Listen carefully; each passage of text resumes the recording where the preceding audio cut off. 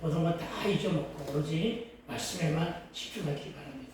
얼굴을 밝게 펴고 밝게 펴고 빛으로 인도하시는 그 주의 음성을 듣게 되기를 부탁드립니다. 아멘. 오늘은 가정의 달 두 번째로 어버이 주일입니다. 그래서 오늘은 어느 에세이 작가가 자기 고백을 쓴 그 에세이가 있습니다. 그것을 소개하면서 시작합니다. 그런데 그 제목이 조금은 리얼합니다. 제목 때문에 제가 관심이 쏠려서 그 글을 보게 됐는데, 제목이 뭐냐면 나는 도둑년이었습니다. 나는 도둑년이었다. 그가 국민학교, 초등학교죠. 3학년 무렵에 체험이었다고 합니다. 3학년 무렵이 때, 그러니까 아주 어린 시절이죠. 어린 시절에 갖고 싶었던 물건이 있었대요. 갖고 싶었던 물건이 있었는데 그것을 아빠한테 졸라도 안 사주고 엄마한테 졸라도 안 사주대요. 나는 꼭 가지고 싶었는데. 그래서 어느 날 곰곰이 생각하다가 방 안에 아무도 없었고 오로지 아빠 옷이 걸려있길래 얼른 가서 아빠의 주머니를 뒤졌다고 합니다. 그런데 마침 자기가 필요한 액수만큼의 돈이 있었다고 합니다. 얼른 꺼내서 주머니에 감춰놓고 방문을 빠져나와서 그것을 훔쳤다고 합니다. 샀다고 합니다. 그런데 그 기간 동안에는 얼마나 가슴이 콩당콩당 뛰고 정말로 숨이 막힐 정도다 겁이 났었는데 문을 열고 나오니까 마음이 시원해져 버리더래요. 그래서 이것 봐라, 훔쳐도 되는가 보다 하는 생각이 어린 마음에 들었답니다. 그러고 며칠 지났다고 합니다. 며칠 지났는데 그 지나는 동안에도 들킬까봐 얼마나 가슴이 콩당콩당 했겠어요. 그런데 지나도 아무 말도 없이 그냥 시간이 흐르더랍니다. 그런데 또 먹고 싶은 그런 그 과일이 하나 생각이 났다고 합니다. 그런데 이번에도 그것을 엄마에게 부탁하면 엄마 과일 사줄까? 이런 생각에 엄마한테 부탁하지도 않고 그냥 방 안에 있는데 마침 열려있는 엄마의 백을 발견했다고 합니다. 그래서 그 백을 살짝 보니까 그 백에 돈이 있더래요. 그래서 얼른 주변을 보면서 아무도 오는 방에서 주변을 살피면서 그 돈 역시도 슬쩍 빼서 입마에 포켓에 했답니다. 그리고는 역시 방문을 빠져나갔는데 며칠이 지나도 엄마도 아빠도 자기네들이 분명히 돈을 잃어버렸음에도 불구하고 잃어버린 흔적도 안 내지 않고 티 하나 안 내드립니다. 그래서 마음이 좀 더 담대함이 생겼습니다. 그 동네 앞에 엄마 아빠와 자기네들이 단골로 가는 가게, 예전에는 구멍가게였죠. 요즘은 슈퍼라고 할 만합니다. 그렇죠? 어느 아주머니, 엄마하고도 친하다는 그 아주머니가 혼자서 운영하는 가게였답니다. 그래서 그 가게에 가지고 쭉 돌다 보니까 레몬부터 시작해서 먹고 싶은 그런 과자들이 여러 개가 있다고 합니다. 분명히 주머니에 돈이 있었답니다. 과자를 삶았거나 돈이 있었답니다. 그런데 주변을 보니까 그때는 CCTV도 없었으니까 아주머니도 다른 청을 하는 것 같아서 얼른 그것을 감춰서 주머니에 집어넣습니다. 그리고서는 불이 나게 가게를 빠져나왔는데 역시 그 아주머니도 쫓아나오지도 않고 그냥 모르고 지나가더랍니다. 이것 봐라. 야, 이거 참 대단히 기가 막히게 이것이 참으로 재밌고 흥미있는 일이네. 이것이 재미로 느껴지기 시작했습니다. 그래서 심심하면 먹고 싶은 것이 있으면 그 가게를 들려서 물건을 훔쳐내기 시작했다고 합니다. 여러분 잘 들어보세요. 아주머니도 역시 모르고 늘 친절한 모습으로 자기를 이렇게 맞이했답니다. 그런데 어느 날 정말로 마음에 어떤 죄의식도 없이 이런 죄를 저지르고 있었는데 그리고 열심히 여전히 한 번으로 끝나는 것이 아니라 아빠 엄마의 주머니와 가방을 뒤지고 그 가게에서 물건도 훔치고 그런 훔치는 일이 반복적이었고 자기는 꽤나 열심히였다고 합니다.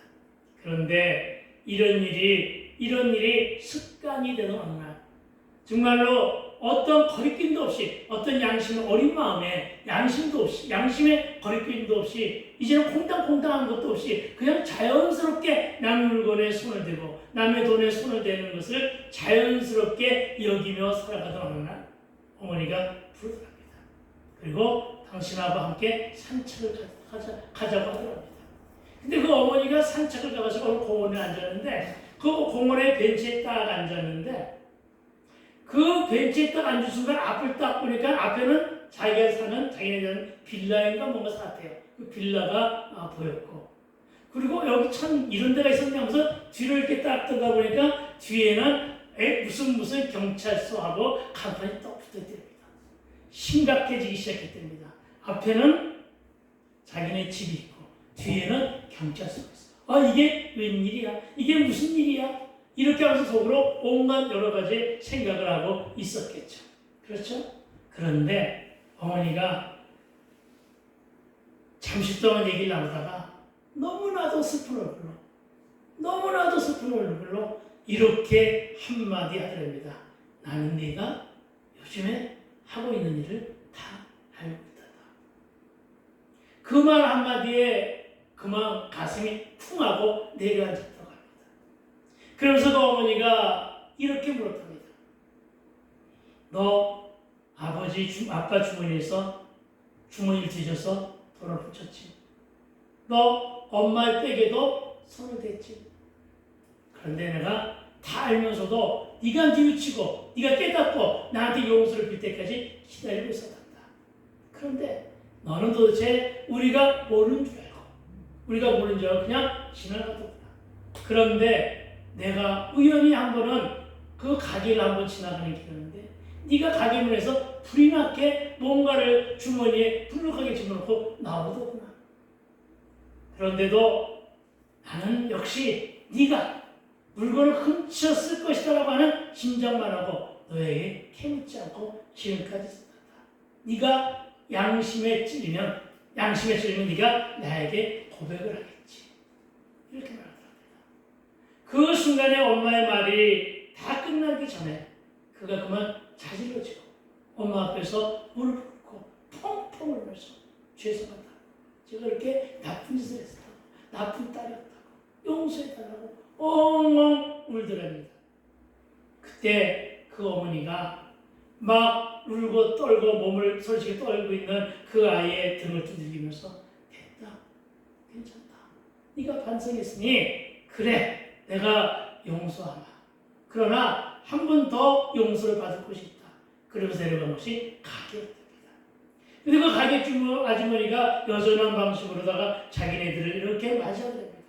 그래서 어머니가 다소는 근원 없어요. 자, 네가 그동안에 훔쳤던 물건을 조목조목 다 골라가지고 훔친 것만큼 기억나는 것만큼 다 가지고 나오라고 합니다. 그래서 이 그녀가 가게를 다닐 때 그동안 훔쳤던 것이 굉장히 많더만하게 한 것도 아니라 그걸 가지고 나왔답니다. 그러면서 가지고 나오니까 그것을 아주머니한테 자 우리 이만큼 훔친 거 이거 계산해 주시고요. 그리고 아이의 고백을 좀 들어주세요. 그렇대요. 그만 이 아이 그 앞에서 또다시 내가 이 물건을 훔쳐서 죄송해요. 이 물건 그 덩어리만큼이나 사과를 하고 용서를 빌었다고 합니다. 그런데 그 아주머니가 오히려 괜찮다고. 역시 드마스름에서 네가 잘못을 뉘우치고 깨달았으니 다 용서하라. 그리고 이렇게 와서 용서를 비는 네 마음이 가슴하고 그 용기가 참으로 더 이쁘다. 내가 그 보상으로 오늘 가져온 것만큼의 더 큰 것을 무료로 주겠다. 이러면서 그 가게에 정말 만나고 그 3학년 또래가 좋아할 만한 가게들을 갖다가 한 움큼이나 주었답니다. 그리고 보냈답니다. 그녀가 지금은 나이가 이 글을 발표한 나이가 한 40세쯤 되고 그리고 그때 당시 자기 어머니가 지금은 한 75 훌쩍 넘기셨는데 그때까지 이 그녀는 한 번도 남의 것을 훔치거나 그러니까 그날 그 사건 이후 남의 것을 훔치거나 거짓말로 남을 속이거나 하는 일 없이 참으로 정직하게 그렇게 살려고 노력했다 하는 그 글을 보았습니다. 그리고 오늘 제목과 연결시켜서 이 말씀이 너무나도 잠잠한 감동과 함께 오늘 제목과 맞아 떨어지기에 오늘 여러분에게 소개해드렸습니다. 여러분 방금 소개해드린 이 예시 안에 뭐가 들어가 있습니까? 회개와 용서가 들어가 있습니다. 사랑과 구원과 죄 사함을 받은 이후에 자유, 죄 사함을 받은 이후에 자유함이 그 안에 들어갔습니다. 그리고 그 삶을 통해서 변화 열매, 그 변화 열매가 다 담겨 있는 것을 발견합니다. 물론 이 사람은 보니까 예수 믿는 사람 같지는 않았어요. 근데 그 내용에 이와 같은 것들이 구석구석 조목조목 담겨 있는 것을 저는 발견하게 됩니다. 그리고 여러분, 그녀의 어머니는 저는 그녀의 어머니를 교회로 적용을 합니다. 그 어머니가 바로 교회의 역할을 한 것입니다. 그리고 여러분, 그 가게 주인을 뭘로 적용을 할까요? 작은 예수님으로. 작은 예수님으로 적용을 하게 됩니다. 또 여러분, 그녀의 눈물 섞인 고백, 그것은 뭡니까? 통에 자복된 고백이 회개가 되겠죠. 그렇죠? 그리고 그 위의 삶은 무엇입니까? 그 위의 삶은 회개에 합당한 변화 열매. 이렇게 적용해 보니까 딱 떨어지는 복음의 메시지가 되더라는 것입니다. 그리고 여러분, 회개한 죄인에게는 더 큰 상급이. 저 여러분 상급 좋아하잖아요. 그렇죠? 여러분, 회개한 죄인에게 더 큰 상급이 보상으로, 축복으로 따른다는 것을 보여주는 것은 이 아이에게 더 많은 과자를 그의 품에 안겨주신 보상이라 할 수 있다는 것입니다. 그렇습니다. 우리가 어떤 소망을 안 할 때나 어떤 일을 할 때는 항상 이와 같이 용서와 사랑, 회개가 따르는, 그리고 우리가 그 삶의 열매에 맞는 그런 그 변화 열매를 가졌을 때 우리는 치유되고 회복되는 것을 믿게 되길 주 이름으로 축원을 드립니다. 그렇습니다, 여러분. 우리 모두는 다 100% 죄인입니다. 2% 부족한 98% 죄인이 아닙니다. 1%도 죄인은 마찬가지고 100% 죄인도 죄인은 마찬가지입니다. 그런데 여러분, 세상에서 지은 죄는 법의 심판으로 교도소에 가야 됩니다. 그리고 그 죄값은 반드시 치러져야 됩니다. 그런데 여러분, 영과 마음으로 지은 죄는 교회에 나와야 치료받을 수 있다는 사실을 믿어 의심치 않게 되기를 부탁을 드립니다. 그러나 여러분, 주의할 것이 있습니다. 그렇다고 해서 교회에 나와서 치유받아야 된다고 해서 교회를 다닌다고 해서 내가 지은 죄가 다 소멸되는 것은 아니라는 사실 또한 믿게 되기를 주의 이름으로 축원을 드립니다. 오늘 우리가 부른 찬송가 가사, 우리 한번 1절만 한번 불러볼까요? 1절만. 한번 1절만 한번 불러보기를 소망합니다. 나 같은 죄인 살리시.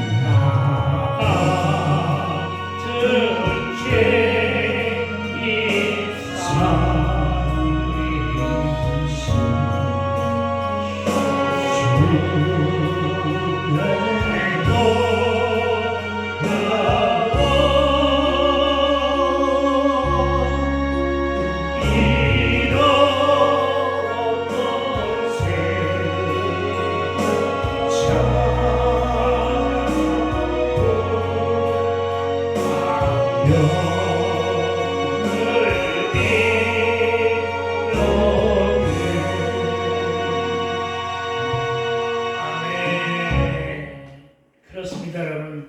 나 같은 죄인 살리시. 나 같은 죄인. 여러분은 어떤 죄인이십니까? 여러분 어떤 삶의 모습에서 구원받은 죄인입니까? 여러분 어떤 삶의 모습에서 죄의 사함을 받은 죄인입니까? 나 같은 죄인 살리신 이도 나를 큰 죄악에서 건지신 것도 오로지 이제껏 내가 살아온 것도 아멘. 앞으로 내가 살아가는 것도 아멘.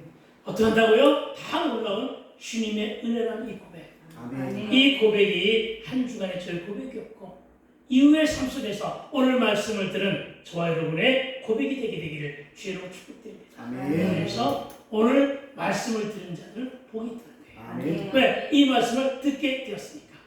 아멘. 아시겠습니까? 말씀을 듣는 그 자리가 가장 복된 소식임을 믿게 되기를 주의 이름으로 축복합니다. 아멘. 그러니까 여러 가지 이유로 인해서 교회를 못 와서 말씀을 못 들으면 손해된다는 사실 또한 믿게 되기를 부탁드립니다. 아멘. 오늘 오신 여러분은 바로 다 귀가 복된 자들이다. 아멘. 믿으시기 바랍니다. 여러분, 죄는 반드시 짚고 넘어가야 합니다. 결국은 죄의 문제는 주님의 은혜고, 죄를 용서하시고 죄 씻으심을 허락하신 것도 보혈의 능력이라는 사실을 믿게 되길 주의 이름으로 축원드립니다. 아멘. 그런데 여러분, 묻지도 따지지도 않고 대충 넘어가니까, 우리가 그랬잖아요. 대충 넘어갔잖아요. 내 죄는 말할 것도 없고 남의 죄조차도 우리 대충 넘어갔잖아요. 그러니까 어떻게 됐어요? 죄 지은 자가 오히려 더 큰 소리를 치고, 제발 이런 세상이 돼버렸어요. 어떡하다 이런 세상이 돼버렸어요. 죄 지은 자가 더 큰 소리를 치고, 윤리와 도덕과 인성은 땅에 떨어진 그런 사회가 되고 말았다는 것입니다. 나는 요즘에 이 나라에 많은 사람들이 다 맛이 같구나 하는 것을 생각합니다. 물론 오늘 정치 얘기를 하고 저는 그런 건 아닙니다. 그러나 여러분, 그토록 세상이 다 할 정도로,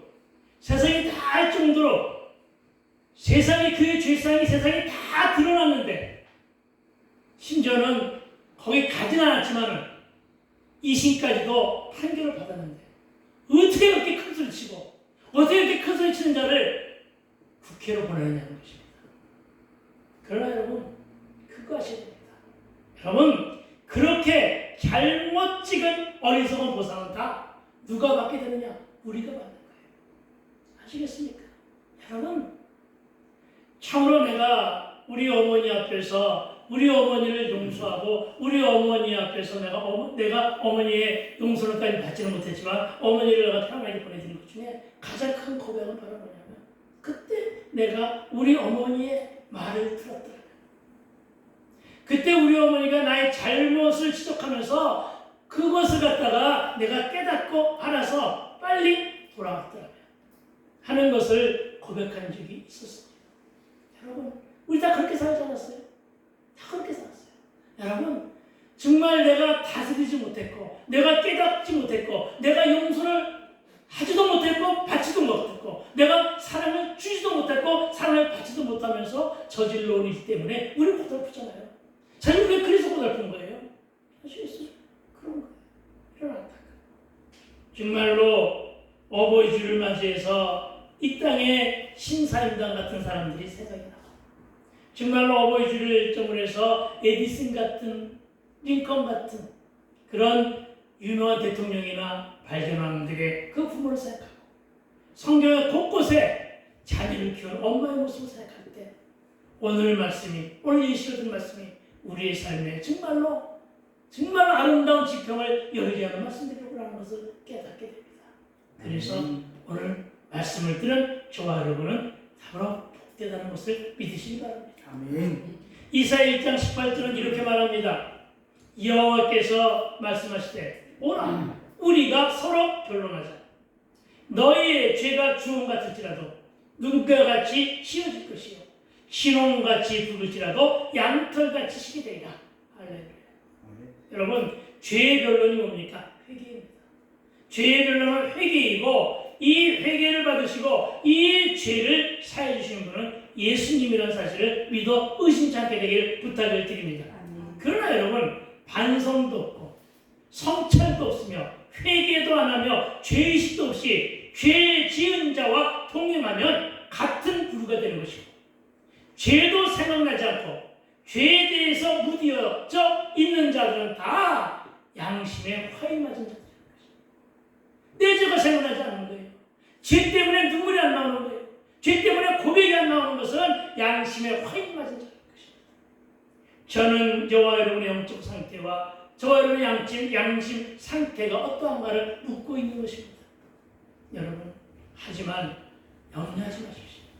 여러분, 회개로 돌이키면 구원과 영생과 천국이 기다리고 에덴이 회복되는데, 그렇지 못하면 지옥과 함께 절망의 나락으로 떨어지게 된다는 사실을 영적인 각성으로 그 마음 신비에 새기되기를 부탁을 드립니다. 아멘. 그렇다고 해서 여러분 무조건 율법의 잣대로 죄를 지적하거나 정죄하고 판단하는 것은 결코 아닙니다.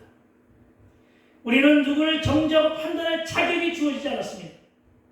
여러분, 그러나 그녀의 어머니처럼 참아주고 그 가게 주인 아주머니처럼 용서하고 받아주라는 것입니다.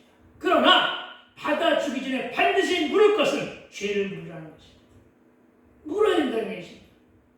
무엇으로 묻겠습니까? 말씀으로 들어가서 말씀 앞에서 말씀으로 깨닫게 되길 부탁을 드립니다. 죄의 찔림을 받아야 된다는 사실을 믿게 되길 죄로 축원드립니다. 여러분, 왜 용서를 하고 용서를 받아주라는 것, 이것이 복음의 핵심입니다. 복음의 핵심이 뭐라고요? 용서를 받아주고 용서하라는 것. 예, 이것이 바로 여러분 정말로 이것이 바로 용서하고 용서를 받아주라는 것, 이것이 복음의 핵심인데, 죄 사함의 권세는 누구에게 있죠? 예수님께 있고. 여러분, 그 권세를 위임받은 기관이 어디죠? 그 용서, 그 권세, 죄 사함의 권세는 예수님께 있는데, 그 권세를 유인받은 기관이 바로 교회입니다. 예수 십자가에서 흘리신 주의 피로 인해 죄 사함을 받고 집행주의 기간을 살아가는 저와 여러분입니다.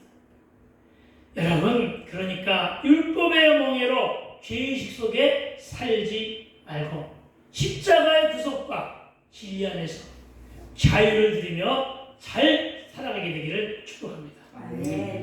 저와 여러분은 십자가상에서 주님이 하신 말씀, 주님이 돌아가시기 직전에 하신 말씀, 누가복음 23장 44절 뭐라고 했습니까? 아버지여, 저들을 사하여 주시옵소서. 저들은 자기들이 하는 것을 알지 못하니이다. 우리는 몰라서 지는단 말이에요, 죄를. 우리는 몰라서 죄를 지으니까 주여 아버지께서, 아버지는 저들을 너무 잘하니까 저들을 용서하여 주시옵소서. 내가 십자가에 못 박혀서 비록 죽을 만져 예수님의 눈앞에서는 우리가 너무나 불쌍하게 계신 거예요. 죄가 죄인지도 모르고 죄의 무더기에 빠져가지고 지옥으로 가고 있는 그 모습이 너무나도 안타까웠던 거예요. 그래서 철귀아들 그렇게 빈 거예요. 아버지, 저들을 사하여 주시옵소서. 저와 여러분, 작은 예수가 되어서 그런 마음을 가지고 여러분, 죄는 지적하되 용서하고 또한 사랑으로 감싸는 저와 여러분 되시기를 죄로 축원드립니다. 자기들이 하는 것을 알지 못합니다. 여러분, 이 말씀을 기억하며 나에게 해악을 끼치는 그 누군가를 용서해 주어야 됨을 믿으시기 바랍니다. 내 마음에 안 드는 남편 용서하세요. 내 마음에 안 드는 아내 용서하세요. 부모를 용서하십시오. 자녀를, 고력지친과 내 이웃들을 용서해 주라는 것입니다. 왜냐? 용서할 줄 알아야 예수님 사랑을 알게 되고 십자가의 사랑을 알게 되는 것임을 믿으시기 바랍니다. 참으로 여러분, 교회의 머리는 예수님이시고 우리는 그 지체입니다. 그리고 머리를 예수님으로 하는 공동체의 몸이 곧 교회입니다. 주의 성전들이 모여 하나의 공동체를 이루며 예배하는 것이 건물로서 성전교회, 시온성 교회라는 것입니다. 그래서 교회는 예수님이 기뻐 받으시는 신앙 공동체입니다. 그러니까 오늘 예배하는 저와 여러분을 하나님은 기뻐 받으심을 믿게 되길 다시 한번 주의 이름으로 축복합니다. 그래서 그곳에서 주님은 권고를 잘하는 교회 안에서 권고를 잘하는 권세를 허락하셨습니다. 권세가 너희 안에 있다 하지만 않으시고 그 권세를 허락하셨다. 어떤 권세요? 죄를 용서하는 권세. 죄를 지적하여 말하는 권세를 우리 모두에게 교회 안에 허락하셨음을 믿으시기 바랍니다. 그 말씀이 15절입니다. 우리 15절 말씀 우리 한 목소리 함께 읽어볼까요? 시작. 내 형제가 죄를 범하거든 가서 너와 그 사람과만 상대하여 권고하라. 만일 들이면 네가 네 형제를 얻을 것이요. 아멘. 여러분, 한 사람이 죄를 지었다고 해서 연대 책임지지 말라는 것입니다. 아시겠습니까? 여러분, 죄는 여러분 유전되지 않습니다. 그러니까 아버지가 죄를 지었으면 아버지의 죄만 물을 것이고, 아들의 죄가 있다면 아들의 죄만 물을 것이란 말입니다. 아내의 죄가 있다면 아내의 죄만 묻고, 남편의 죄가 있으면 남편의 죄만 물으라는 것입니다. 죄는 유전되지 않습니다. 다만 상처만 전이됩니다. 여러분, 이걸 기억하여 어떻게 하라고요? 네 형제가 죄를 범하거든 가서 너와 그 사람과만 상대하여 권고하라. 만일 들으면 네가 네 형제를 얻을 것이니와. 아멘. 여러분, 권고는 정죄하고 판단하는 것이 아니라 완곡한 어조, 아시겠습니까? 완곡한 어조로 권면하며 사랑으로 대하는 일입니다. 내가 그동안 네가 저질렀던 모든 잘못, 이렇게 얘기하잖아요. 네가 그동안 했던 일을 내가 다 잘한다. 완곡하게 돌려서. 그러니까 나는 그 어머니가 너무나 지혜로운 어머니라고 보는 거예요. 여러분, 그런 입술을 지니게 되길 달라고 기도하시기 바랍니다. 아멘. 지혜로운 입술. 아멘. 저와 여러분의 지혜로운 입술은 사람을 살려요. 아멘. 그런 입술을 지니게 되기를 주의로 축원을 드립니다. 아멘. 그렇습니다. 교회는 그렇게 완곡한 어조로 권면하며 사랑으로 대하는 일임을 믿으시기 바랍니다. 교회는 형제의 죄에 민감하게 반응하고 권고해야 한다고 말씀하고 있습니다. 교회가 처음 모른 체하고 교회가 죄를 모른 체하고 죄에 대해서 공부하지 아니하니까 죄가 자라게 되는 것임을 기억하시기 바랍니다. 죄는 독버섯처럼 자랍니다. 종양이 암이 되면 무섭게 자라게 되는 것처럼 우리 옥상에 가보니까 식물이 너무나 잘 자라고 있어요. 한 번도 보지 못한 사람은 꼭 가서 보도록 하세요. 네, 텃밭에는 지금 옥수수가 너무나 잘 자라고 있어요. 멀리서도 보여요. 그 울타리를 쳐봐야 되겠구나. 이제 그렇습니다. 그 잘 자라는 것이 식물들이 잘 자라고 소망이 잘 자라고 희망이 잘 자라고 기쁨이 잘 자라고 여러분의 기도가 잘 자라야지 죄가 자라서는 안 되잖아요. 그러니까 어떡하라고요? 죄는 자복하고 용서를 받아야 되는 것임을 믿으시기 바랍니다. 여러분, 이렇게 죄를 모른 채 하는 교회는 권세도 그 어떤 능력도 나타나지 못하고 있습니다. 언젠가부터 모르게 교회 안에 능력이 나타나지 못하고 있습니다. 오늘날의 교회들이 능력이 나타나고 있지 못합니다. 왜요? 사람이 적게 모였어요? 아닙니다. 사람이 적게 모인 것으로는 능력이 나타나는 것과 안 나타나는 것과는 전혀 관계가 없습니다. 무엇 때문이냐? 여러분, 영적인 야성이 회복되어야 됩니다. 저와 여러분, 죄를 회개함으로 죄사함을 받았다는 구원의 확신 속에서 저와 여러분은 무엇이 되어야 되느냐? 전투력이 회복돼야 됩니다. 영적인 야성과 영적인 전투력이 회복되어야만 능력이 나타납니다. 그런데 교회가 아무 일도 안 하니까 죄만 무럭무럭 잘 자라고 있는 거예요. 교회 안에서 능력이 안 나타나고 있는 것이다. 여러분, 악이 자라면 죄가 됩니다. 그리고 오만한 자리에 앉기까지 합니다. 우리가 오늘날 그 모습으로 교회 안에 있는 것은 아닌가 생각해 보시기 바랍니다. 그래서 시편 기자도 복을 받고 싶으면 악인의 꾀를 버리라고 하고 죄인의 길에 서 있지 말고 오만한 자의 자리에 근처에도 가지 말라고 한 것임을 믿으시기 바랍니다. 권고는 죄를 정죄함이 아니라 죄에 대해서 깨닫게 하거든 그리고 깨닫게 하고는 돌이키게 하는 것임을 믿으시기 바랍니다. 물론 요즘에는 세상이 교회를 염려하고 걱정하고 있습니다만 그래도 여러분, 교회의 기능은 아직은 살아있다는 사실을 믿게 되길 주의 이름으로 축원을 드립니다. 아멘. 교회가 권고하는 권세를 회복하는 일이 얼마나 소중하고 귀한 사명인가를 깨닫게 되기를 주님의 이름으로 다시 한번 축원드립니다. 그러나 요즘에는 교회에서 설교 중에 죄를 지적하여 말하면 나를 공격한다고 싫어합니다. 아니, 싫어하는 것을 끝나는 것이 아니라 다 도망가 버립니다. 그러나 여러분, 그 목사가 무엇 때문에 그를 공격하겠습니까? 그 목사, 그 사람 공격한 적 한 번도 없습니다. 나도 여러분에게 말씀을 전할 뿐이지 공격한 적이 한 번도 없습니다. 그를 공격한 것은 아닌데 공격한 대상은 있습니다. 뭘 공격했을까요? 말씀이 그의 죄를 찔렀다는 얘기입니다. 말씀이 그의 죄를 공격했다는 것입니다. 이것을 자기를 찌른 것으로 오해하지 않게 되기를 부탁을 드립니다. 찌름을 받았으면 어떻게 됩니까? 그 소녀처럼 통에 처먹하고 자지러지게 울며 불며 용서를 비는 것이 당연한 것이지. 교회를 떠나서는, 예수님을 떠나서는, 실족해서는 안 된다는 사실을 믿으시기 바랍니다. 여러분, 교회를 말씀을 통한 이런 찔림이 싫어서 교회를 떠난 사람들이 많아졌었습니다. 지금도 떠나고 있고요. 그러니까 그 목사는 그 성도들을 붙잡기 위해서 타협을 합니다. 그 타협한 것이 바로 뭐냐? 교회 안의 설교 중에 뭘 말하지 않는다? 죄를 말하지 않아요. 요즘에 죄 말하지 않습니다, 교회에서. 요즘에 지옥 말하지 않습니다, 교회에서. 여러분, 그리고 뭐 하느냐? 그리고는 축복만 해줍니다. 그러나 여러분, 죄를 지적하지 않고 축복만 하니까 어떻게 한다고요? 믿음도 사라지고 신앙의 전례도 무너지고 영성은 땅에 떨어지고 묵은 닭들이 대거 양산하게 되는 것임을 믿으시기 바랍니다.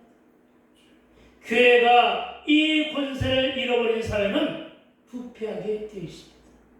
죄를 권고하지 못하는 교회는 기복의 길이므로 건강성을 잃게 되는데 오늘날 너무나도 많은 교회가 그러고 있다는 사실을 우리는 상기해야 할 것입니다. 목사인 예수님께 붙들려 있게 하려면, 목자인 예수님께 붙들려 있게 하려면 말씀으로 잘 가르치며 말씀으로 잘 영입받아야 하며 그 중심이 죄를 지적하여 잘못을 되돌리게 하는 그런 권세가 교회에도 있고, 여러분도 교회잖아요. 여러분도 성령의 전이잖아요. 여러분에게도 그런 권세가 주어졌음을 믿게 되길 주의로 축원을 드립니다. 여러분, 말씀에 붙들리면 죄를 깨닫게 되기 때문입니다. 회개를 가르쳐야 됩니다. 물론 회개가 가르쳐도 되는 것은 아닙니다. 성령님이 임하셔야 되지만, 그러나 분명한 것은 가르칠 수가 있어야 됨을 기억하십니다. 회개를 잘 하게 되기를 부탁을 드립니다. 물론 작심삼일이라는 말도 있습니다. 다시는 안 그러겠다. 다시는 안 그러겠다고 작심했지만 며칠을 못 간다고요? 3일을. 그러나 여러분, 저는 늘 강조해 바랍니다. 작심삼일을 아예 안 하는 것보다 작심삼일을 자주 하는 것이 차라리 낫다. 작심삼일을 자주 해서 매번 한 10번쯤 하다 보면 지도 양심이 있습니까? 그렇죠? 지도 변화를 시도하지 않겠느냐. 그래서 작심삼일을 안 하는 것보다 하는 것이 더 좋다. 그러나 작심삼일을 하되 반성과 성찰로만 할 것이 아니라 회개로 반성을 했자 고쳤겠자 변화하려고 노력합니다. 여러분, 사람들은 쇄신주의라서요 잘 안 변합니다. 그러나 그 변화를 위해서 회개만이라도 자주 하게 되기를 부탁을 드립니다. 왜냐하면 회개는 내가 내 자유로 하는 것이 아니라 말씀이 들려져야 됩니다. 그러니까 내 죄를 생각나게 하는 그 말씀이 나에게 복이 되는 거예요. 아시겠습니까? 이걸 믿으시기 바랍니다. 우리말에 입에 쓴 약이 몸에도 좋다고 했어요. 그러니까 죄를 지적한 말이 얼마나 쓰겠어요. 그러나 그것을 단맛으로 받아들이라고요. 아시겠습니까? 그래야 된단 말이에요. 그래서 여러분 회개는 내가 내 자유로 하는 것이 아니라 말씀이 들려지고 드린 말씀이 내 안에서 작동하면, 말씀이 내 안에서 작동하는 역할을 누가 하느냐? 성령이. 말씀이 내 안에서 검이 되어서 곳곳을 찔러대는 것, 영과 혼과 영과 혼을 찔러대는 것은 바로 뭐 때문에? 성령의 역사입니다. 성령이 저와 여러분 안에 심령 안에서 뽑아내는 거예요. 죄로 든 그 그 굳은 살을 찢어내는 거예요. 아멘. 얼마나 고통스럽고 아프겠어요. 찢어내는 거예요. 여러분, 죄로 인해서 무더기가 돼 무성하게 자는 가시덤불 내 안에 있는 것을 불태워버리니까 얼마나 아프겠어요. 그렇죠? 그런 거예요. 그렇기 때문에 통에 자극하는 거예요. 그래서 그것이 바로 성령이 내 안에서 역사하시고 말씀이 내 안에서 작동하는 거예요. 여러분, 그것이 바로 성령님의 은혜입니다. 아멘. 성령께서 그 일을 하십니다. 그분이 우리의 보혜사이기 때문입니다. 아멘. 회개하지 않는 죄가 더 크다는 사실을 상기하게 되기를 부탁을 드립니다. 아멘. 공개된 죄에 대해서 교회는 권고를 해야 합니다. 죄를 지적하여 깨닫게 하고 죄의 자리에서 떠나게 하는 것이 권고라고 말씀을 드렸습니다. 그리고 이것이 교회의 책무 중에 하나라고 말씀드렸습니다. 여러분, 공고는 지혜롭게 해야 합니다. 여러분, 공고하지 않는 것은 죄를 방치하는 일입니다. 내가 죄를 짓고 있는데 그 어떤 징계가 없다면 혹시 내가 사생아가니까 내가 분명히 잘못하고 있는데 아버지가 나를 모른 척하고 있어. 사생아네? 왜? 관심 없다는 얘기 아니에요. 그렇죠. 교회가 관심이 없어. 하나님의 관심이 없어. 딱 사생아니에요. 그렇죠. 그러니까 내가 분명히 뭔가 잘못 나가고 있는데 왜 아무 일도 없지?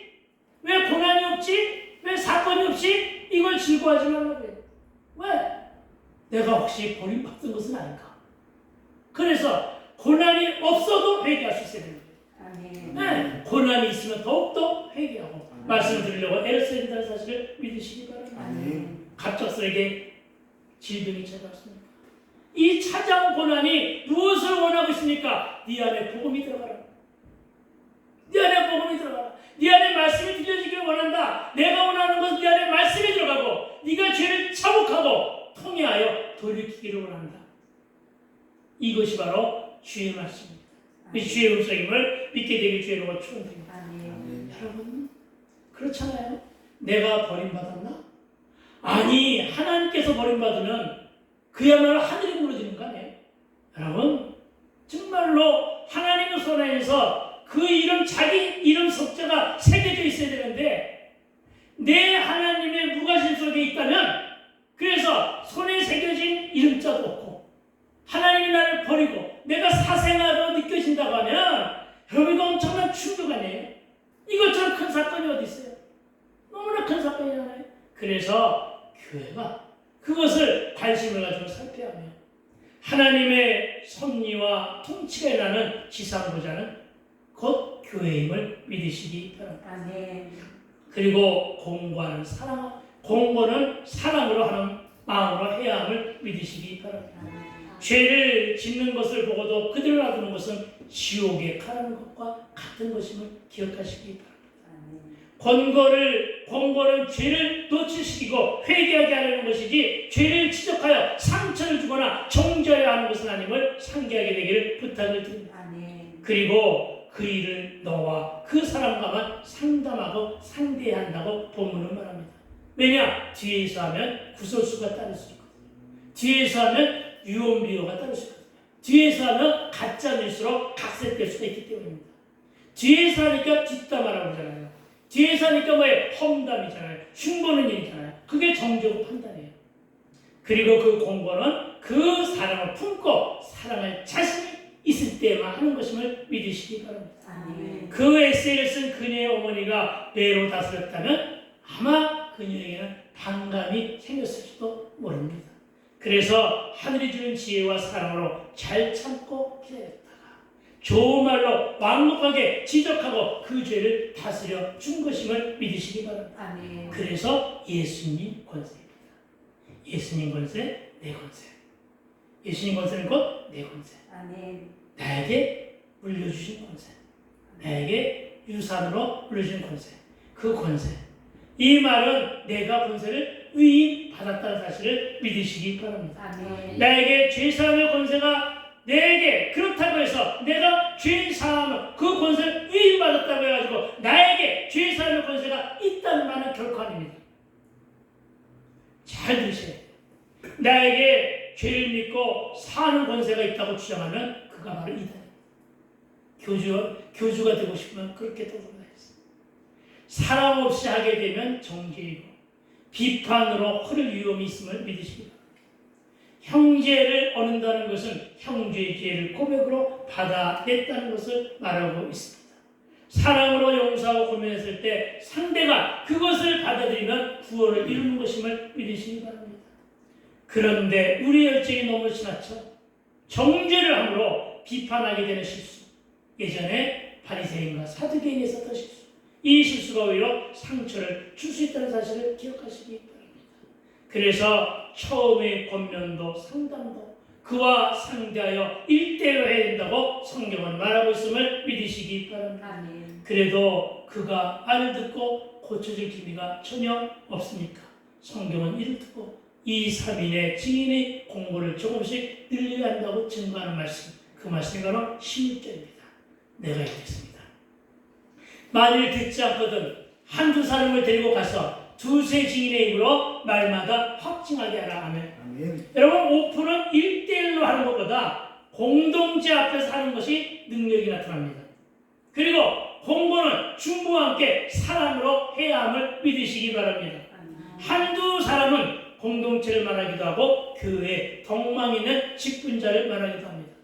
또 성경을 말합니다. 두세 사람의 입으로 말마다 확증하라 합니다. 확증은 확인할 수 있는 증거를 말하며 사건의 공정성을 위해 증인이 필요하다. 그렇죠? 그래서요. 왜냐하면 단둘이 하면 내가 안 한 말도 했다고 주장하면 안 되잖아요. 그 두세 사람이 증인이 있는 거예요. 그게 필요한 거예요. 알겠어요? 그러니까 그들은 함께 들었으니까 내가 한 말과 안 한 말을 갖다가 구분해줘요. 이때 당시에는 녹취할 수 없었으니까. 그렇죠? 그렇게 하는 거예요. 이게 지혜예요. 지혜. 그렇죠? 그렇습니다. 그래야 어떻게 돼요? 가짜 뉴스를 막고 괴담이 흘러나가는 것을 막게 되는 것임을 믿으시기 바랍니다. 참으로 SNS나 트윗이 발달한 요즘 시대에 익명을 요구한 인터넷상의 막말 풍조를 감안한 지혜임을 우리는 알게 하는 것입니다. 내가 죄인이라는 사실을 인정하지 않은 사람이 의외로 많이 있습니다. 성격이 좋고 성품이 좋다거나 사람이 너무 좋아 법 없이도 살만하다는 사람들은 대체로 자신이 죄인이라는 사실을 인정 안 합니다. 자기의가 강하기 때문입니다. 자기의가 강한 대부분의 사람들은 죄에 대해 말을 하면 건성으로 들여다보거나 죄에 대해서 무관심합니다. 그래서 이런 사람이 더 복을 받아들이기가 힘이 듭니다. 법 없이도 살만한 성격이라고요? 저는 이 말은 참으로 무서운 말로 들려집니다. 여러분, 때에 따라서 법 없이 자기 마음대로 자기 소견대로 고집대로 사는 사람들이 법 없이도 사는 사람들이기 때문입니다. 이런들 사람들 중에 무업자가 오히려 더 많이 있음을 보게 됩니다.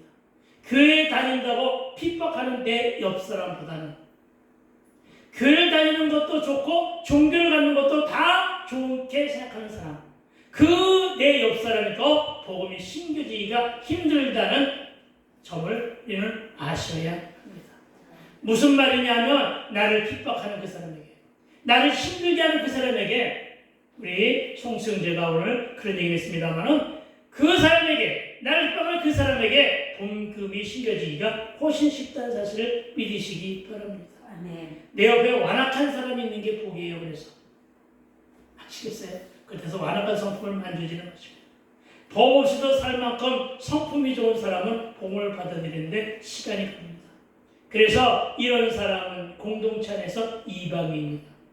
죄에 대해 방관자예요. 죄를 합리화하기 때문에 이렇게 불려집니다. 죄에 대한 자기 합리화는 적용이 안 돼 내가 복음으로 흐르게 됩니다. 본인이 들리지 않으므로 비본질적인 것에 자랑하게 되고 가식에 놓이게 됨을 믿으시기 바랍니다. 그리고 거짓말을 하는 죄를 짓게 됩니다. 참은 하나님의 편입니다. 그런데 거짓말은 하나님의 반대입니다. 내가 내 뜻대로 대충 살게 되면 악인인 척 가면을 쓰게 되면 거짓말을 하게 됩니다. 가장 큰 배신은 거짓말을 하며 비밀을 만들어내는 것임을 기억하시기 바랍니다. 선의의 거짓말도 안 하는 게 옳은 것입니다. 그래서 교회는 그러한 자를 방관하지 말아야 됩니다. 두세 증인의 입으로 말마다 확실한 증거가 되게 해야 합니다. 그래도 듣지 않으면 교회에 말하게 해야 합니다. 단둘이 상담하면 오해를 살 일도 불미스러운 일도 있을 수 있지만 두세 사람이 하면 그런 일도 없이 객관성을 유지하며 합리적인 결론을 도출할 수가 있기 때문입니다. 그 말씀이 17절입니다. 우리 함께 읽어봅시다. 시작. 시작. 만일 그들의 말도 듣지 않거든 교회에 말하고 교회의 말도 듣지 않거든 이방인과 세리와 같이 여기라. 아멘. 여러분, 이방인과 세리와 같이 여기라, 이 말은 무슨 얘기예요? 포기하라는 얘기입니까? 아닙니다. 포기하라는 말로 들려서는 결단코 안 됩니다. 여러분, 이방인과 세리와 같이 여기라. 그럼 어떻게 하라는 얘기예요? 기도하라. 하나님께 맡겨라. 할 만큼 하지 않느냐? 이젠 더 이상 할 일 없니? 어떻게 하라고요? 하나님께 맡겨라. 그리고 우리는 기도하고 충고하자. 아멘. 이런 말씀으로 알아듣게 되기를 부탁을 드립니다. 아멘. 어떤 종교단체가 교회 말하라고 하는 오늘 본문을 따라서 만든 제도가 고해성사이죠. 예. 이 역시 이 고백을 받는 사제도 사람이잖아요. 그렇죠? 그래서 이 사제가 성도의 고해성사를 듣고는 이걸 약점으로 삼아. 그래서 다 그런 건 아니지만 못된 짓을 많이 하기도 했습니다. 개신교 목사도 마찬가지죠. 상담은 개신교 목사 중심으로 나왔으니까. 그런데 여러분, 개신교 목사도 예외는 아닙니다. 그래서 십자가 앞에서 정말 참으로 조심하게 다뤄야 할 것은 바로 개인이나 다수의 앞에서 고하는 일임을 믿으시기 바랍니다. 맞습니다. 그리고 이것을 아시는 주님은 오늘 시편 본문에서 그렇게 말합니다. 만일 그들의 말도 듣지 않거든 교회의 말하고 교회의 말도 듣지 않거든 이방인과 세례와 같이 여기라. 이 말은 포기하는 것이 아니라 이제는 내가 책임 테니까. 나 김영경 목사 말고 하나님이 책임 테니까 예수 이름으로 기도하라. 이렇게 말씀하시는 것임을 믿으시기 바랍니다. 아멘. 그렇습니다. 여러분, 예수님도 요한복음 12장 47절에서 뭐라고 말씀하시느냐? 내가 온 것은 세상을 심판하려 하면이요 세상을 구원하려 하려다. 그렇습니다. 예수님의 사역의 궁극적인 목적은 심판이 아니라 세상을 또한 저와 여러분을 구원하러 오신 것처럼 우리의 십자가 정도 오직 구원의 초점이 되어야 하기 때문에 우리는 한 영혼도 포기할 수 없음을 믿으시기 바랍니다. 아멘. 잃은 양도 잃어버린 드라크마도 아직 안 돌아온 탕자도 교회 안에 있는 교회 안에 있는 탕자형도 너무나 많은 교회들입니다. 죄를 모르기 때문에 말씀이 들리지 않습니다. 십자가가 경험되지 않고서는 도무지 말씀이 들리지를 않게 됩니다. 십자가 앞에서 하는 회개는 성령의 도우심이 있기 때문에 평강이 찾아오고 안식을 얻게 됩니다. 그러나 십자가 앞에서 회개를 아니하면 안식이 없게 됩니다. 여러분, 말씀을 통해 자기의 죄를 보지 못하면 안식이 없습니다. 여러분, 교회의 권고에 순종으로 복종하지 아니하면 교회를 파괴하는 자가 됩니다. 수없이 오픈하면서도 끊지 않는 경우도 있습니다. 세속을 끊으라는 말을 많이 하는데 세속을 끊으라고 하는 말은 세상에 살되 세속에는 빠지지 말라는 말과 같은 것입니다. 회개를 하면서 내 안에 죄의 문제를 끊어내겠다고 반복하지만 여전히 지금 끊어내지 못하는 것은 그만큼 내가 미련을 두고 집착하고 있는 것이 많다는 증거입니다. 그러나 그 어느 것도 구원과 영생과 천국의 축복을 비교하여 선택할 수가 없습니다. 생명에 달린 문제이고 우리는 결단코 지옥문 앞에 서 있어서는 안 되고 지금 그 악인의 꾀와 죄의 길과 오만한 자의 자리에서 우리 모두가 다 회개로 돌이켜 주님 손 부여잡고 천국 향해 한 걸음 한 걸음 또 한 걸음 나아가는 저와 여러분 되시기를 주의 이름으로 축복하고 축원드립니다. 아멘. 기도합시다. 그렇습니다. 하나님, 오늘 죄와 권세라고 하는 말씀의 제목으로 말씀을 들으실 때 하나님 오늘 들려진 말씀이 우리의 심지에 새기게 하여 주십시고 이 말씀을 듣고 많은 것을 깨달아 적용으로 결단하여 그렇게 살아가게 하여 주시옵소서. 그리함으로 말미암아 우리의 듣는 귀가 복이 될 수 있도록 주님 인도하시고 주장하여 주시옵소서. 감사를 드렸고 우리 주님 예수님 거룩하신 이름으로 기도하였사옵나이다. 아멘.